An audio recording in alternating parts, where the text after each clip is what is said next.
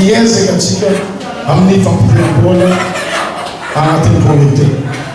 Dikan'izay tsy maintsy atao valiny ny ezaka zay nataontsika zay ka nasiana vola ny fanomezana ny vary sy akoho sy menaka.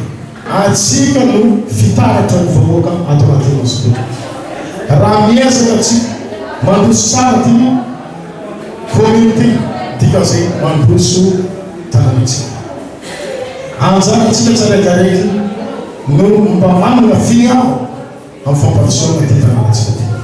Niezaka atsika amin'ny commune amin'izay poto zay efa misy toerana tokony mipitrahany jiro kanefa tsy mirehitry, na misy ampoly kanefa tsy mirehitry. Niezaka atsika commune 400 ampoly valiako aty. Atsika tsy mandidy manapoka fagnapitana azy io fa miaka amin'ny jirana. Atsika jiaby samby tany télévision, samby mizaha ary mahaleny vaovao eto amin'ny firenenantsika. Nahazo engin isaky ny région atsika eto Madagasikara. Anisan'izay atsika mba nahazo atsika mifaty-diana. Araka ny koragna zay ny fagnanaovana ny arahanay resy lahatra ny gouverneur.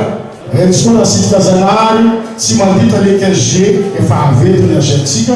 Maromaro lalana ato agnatin'ny commune urbaine Osbe efa tsy azo andiana ny tribune na raha misy naroa.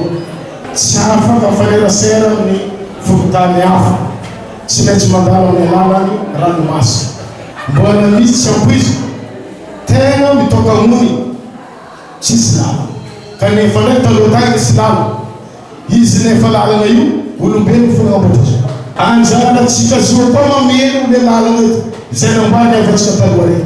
Engany fagnatara mafisikanilena vitatsika fo izy ty hafaka lalana ko amin'ny ty taotena. Makatoka amin'izany.